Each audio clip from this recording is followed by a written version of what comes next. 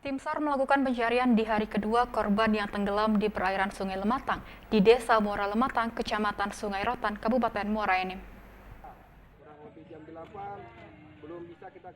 Berdasarkan informasi yang berhasil dihimpun, peristiwa salah seorang warga bernama Ahmad Rual yang beralamat di Jalan Makmur, Jakarta Utara merupakan salah seorang karyawan swasta yang sedang bekerja di wilayah Desa Muara Lematang, Kecamatan Sungai Rotan, Kabupaten Muara Enim.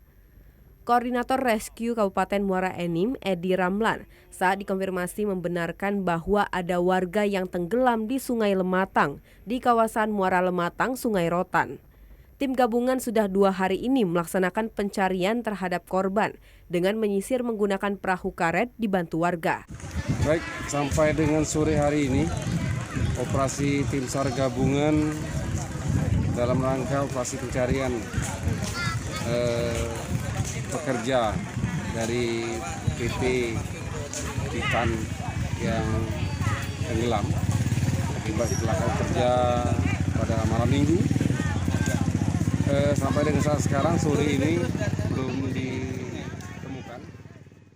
Selain menerjunkan personel dari tim rescue, BPBD Kabupaten Muara Enim juga dibantu personel dari Basarnas Palembang, Pol Airut, dan tim gabungan lainnya. Dari Kabupaten Muara Enim, Kalbadri, TVRI Sumatera Selatan melaporkan.